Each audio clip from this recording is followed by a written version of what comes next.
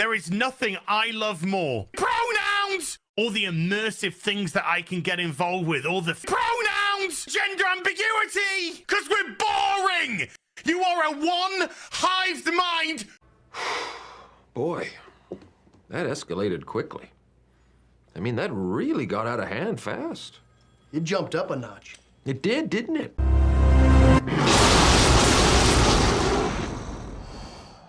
Hey yo, what's up guys? Now the Starfield's official release just happened. Shit's really gonna hit the fan, with all the PlayStation fanboys going wild, plus a few other things. So Starfield's official Twitter has said, as of this morning, Starfield has already surpassed 6 million players, making it the biggest Bethesda game launch of all time. It's honest to God, that's actually amazing. Within a couple of days of the official release date, this happens, but that's great. But obviously, I've seen people trying to downplay this online, but I couldn't find it where I wanted it. Plus, there was this a goofball saying, oof, 1 million players between PC, Xbox, and that's way too low from what we're predicting. For a game that was hyped up to be game of the gen, it seems it has fallen below expectations by every metric. And there was Phil Spencer saying Starfield has exceeded 1 million concurrent players across all platforms today. Thanks to all the players who helped us reach this great milestone.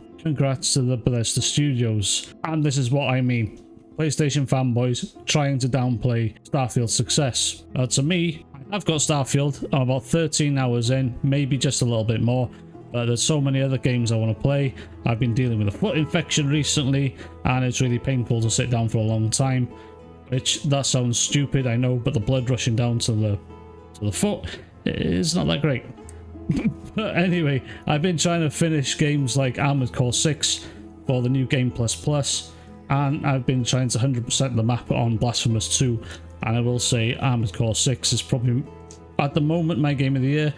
Blasphemous 2, absolutely phenomenal game. I'm enjoying every moment of it, and there's other games coming out as well, so Starfield for me is going to be a slow burn. Is it my favourite game of all time so far? No, far from it. But it is a good game, and I'm enjoying my time with it. But soon I have Eliza P coming out, and I got Lords of the Fallen coming out. They're going to take over a lot of my time as well, because they are worlds I really like to explore. But we've also got man-children, like this asshole.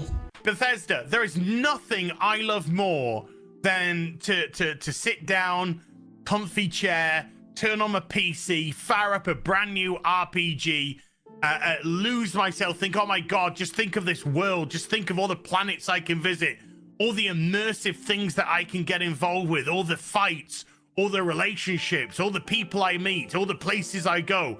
I'm so excited to go there. And you know, I love nothing more than, with all of that laid out in front of me, I love nothing more than to be dragged out at every fucking conceivable opportunity so you can fucking current day us.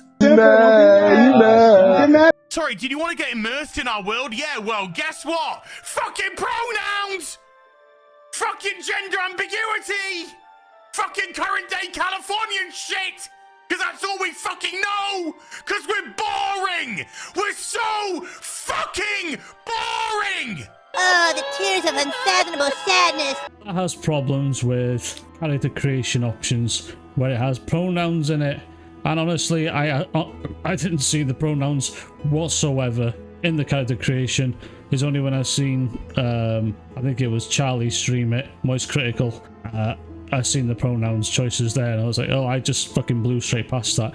And I don't care about it whatsoever. If I'd have seen them, would it have bothered me? No, I'd have just gone and selected a man, and that's it. And then we had PlayStation fanboys trying to shit all over Alana Pierce, giving her a lot of hell because she works for PlayStation, and then she's been playing Starfield, or, you know, saying whatever she said about Starfield, I'm not too sure. Saying that she should be fired from a position for promoting Xbox games on a public platform like this. Extremely unprofessional, and demonstrates a lack of loyalty and seriousness to PlayStation as an employer. Who gives a fuck? I guarantee you, anybody that works in PlayStation that genuinely likes games on more than one platform. And that's 100% true. Even Phil Spencer said he likes playing PlayStation games, so what the fuck is this all about? I have no idea. Fanboys are going on another level, hoping that someone loses their job over something they enjoy, which is fucking dumb. Honest to God. But that's not the meat of this video at all. Some of the nugget I saw, which I might cover in another video, is that the probable game of the year, Baldur's Gate 3, is running like shit on the PlayStation 5. I have no idea why. It's probably the port. I probably won't blame the PlayStation on it, but yeah, I'd like to dig deeper into that one. But never mind. The meat of this video is what happened on Metacritic with the user reviews. So the Salt Mines, great channel by the way, suggest you follow him. He does some great YouTube videos. Says, and the review bombing has begun. LOL, hopefully I can find some funny stuff in there. And after I saw this, I wanted to go digging. Also, Legacy Killer HD, the guy I watch pretty often. I think he does pretty good news coverage of video games. Starfield is currently being review bombed on Metacritic. And just by this small screenshot, you can see the numbers speak for themselves. But I wanted to dig a little bit deeper just to see what was going on. So looking at Metacritic itself, it's showing the user score at 4.5. Now if that doesn't screen review bomb, I don't know what does. My thoughts on the game is, I would give it a 7 to 7.5 so far. I haven't played enough of it. I enjoy the characters, I enjoy the world they've built. I just don't think it's the game of the generation, that's all. And I've said in the past, no game is perfect. And Starfield's far from perfect, but it definitely shouldn't be at a user score of 4.5. I think its meta score of 87 is fair, so let's dig deeper into this. So if you go into the beginning, you'll see a bunch of 5s. These are probably fair comments. If it's in another language, I can't read it, and I'm not going to go through Google Translate to read all that shit. But these are probably fair ones, saying Microsoft accepted my refund after 8 hours of play. The game was a lot of content, but was really boring. New Atlantis felt soulless. Everyone says it plays up to 50 hours before it gets fun, but I will not risk my time for this. AI is really bad, and we cannot use a ship on planets. UI is horrible, fast travel, kills the immersion. And I kind of agree with this one. Sort of, I would like it if we had vehicles on planets so we can explore a lot easier. Not exactly using my ship on the planet to explore, just give us some type of vehicle so that we can traverse the planet a bit faster. I can kind of agree with that one, but if you refunded it after 8 hours, then you haven't got into the meat of the game at all yet. You haven't got into any of the side quests and met some interesting characters in the game. So I would say these are probably fair comments, and the game is just not for them, which is fair. So let's go to the even more silly ones. This is another Game Pass quality game. I really want it to shine, but Starfield is not a good game at all. Simple as that. Don't mean simple as that, you fucking simpleton. It gives it a 0 out of 10. You know, this is great. This is actually well worth reading. I honestly suggest you go to a Metacritic site yourself and just check out the carnage, because it is fun. Let's go to the next one. A very bad game. A shame to release a game like this for what the company promised. It really is not worth wasting time playing this game. Like I said earlier, it probably is not a game for everyone. Not every game is for everyone. I went into Starfield with low expectancy. Didn't expect anything major. But to be honest, it's no different to how Skyrim plays out in a lot of sense. It's very Bethesda game. So I didn't know what these guys expect. They expected No Man's Sky plus Skyrim plus whatever the fuck else there is out there. But people's expectations are too high. All these are just PlayStation fanboys that were asking way too much. And then we got assholes like this, just fucking way too much time on their hands. And why the hell? I'm not going to even read it, but you can pause the video right here. Read this shit for yourself if you want. But he went into too much effort to write this bullshit out. And then we have this guy here saying a Redfall from space. Lies, loading screens, lies. They promised a lot of things and delivered almost nothing. Many loading screens, damaging the immersion, very weak level design of the story, completely empty worlds and a copy-paste of bases that you explored, a lack of land vehicles. I think that's quite fair. And borders. I mean, this is obviously fanboys. This is obviously some kind of PlayStation fanboys just going in. I haven't even played the game, or played it on PC for a little bit, or just played it on PC Game Pass for a little bit, just so they can actually shit on the game, or watch someone else play it on stream. That's probably the best answer I can give you. There again, We have another one with too much time on his hands. These assholes have way too much time on their hands, saying that this review contains spoilers. A lot of people won't want to read your review, but you can see his con section is a lot bigger than his pro section. Again, pause the video if you want to read it.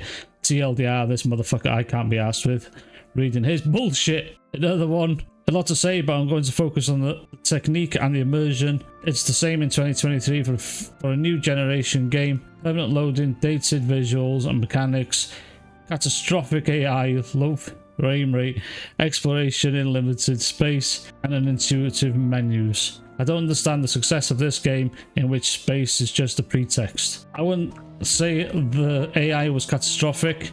The frame rate, on the other hand, yes, that is a fucking bad one. Even on my PC, a 4080 with a 13700K, it doesn't struggle, but I'm not getting the frame rate I should be getting. I don't think the game is good enough looking for it to be running like it is, especially when you get to outdoors, places like New Atlantis, so I'd say that's a valid complaint. But people that complain about the loading screens, for me, fast travel is a given for these games, because I'd rather not have to go through an animation every single time or wait fucking 5 minutes to jump from one planet to another. Just get me there.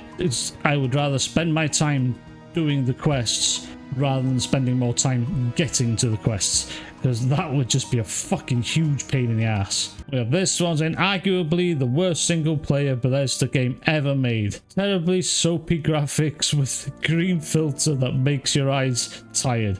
NPCs are terribly stupid. Quests are not interesting, and there are a lot of loading screens, outdated graphics, and it just goes on and on and on. And you can see where these guys are coming from.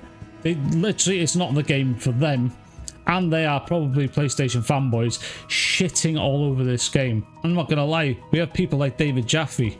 David Jaffe's worked for PlayStation in the past. He absolutely adores the game, and he enjoys the game for what it is. And then on the other coin, we had Asmongold. He didn't like the game.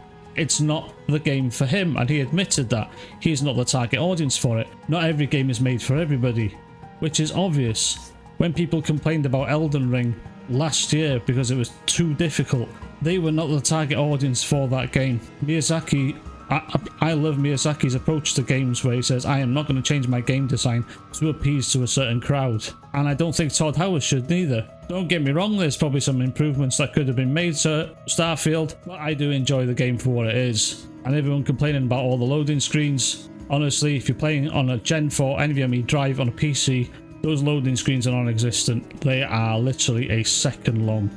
I think the longest one I get is about 3 seconds at the most. I have no idea what it's like on Xbox. It might be longer. I've heard something like 8 seconds. Could be a bit jarring after a bit, but compare that with flying 5 to 10 minutes in space to get to your destination. That would be a lot more annoying. I would prefer an 8-second loading screen, get me to where I want to go, and there we go. But this is the complete insanity that the internet has come to with this game. Fanboys are melting down. Man-children are melting down over pronouns. People are trying to get Alana Pierce fired from her job, but the game is doing really well, having 6 million players across all platforms. That's magic. I mean, well done Todd Howard, well done Phil Spencer, you've done a great job. But anyway, let me know what you guys think in the comments below. What do you think of the mess of this review bombing? Do you think it's fanboys, or do you think it's genuine? I honestly think it's fanboys, because they said they were going to do it from the get-go. This has been really fun to watch, and it's really hot here in the UK at the moment. I'm sitting here shirtless, sweating, my feet are hurting me. Having the PC on is not making it any cooler in this fucking room at all, and I'm gonna go outside and enjoy an ice cream. I'll catch you guys in the next one. Press like, share, subscribe if you so choose to, and I'll see you guys in the next one. Bye bye.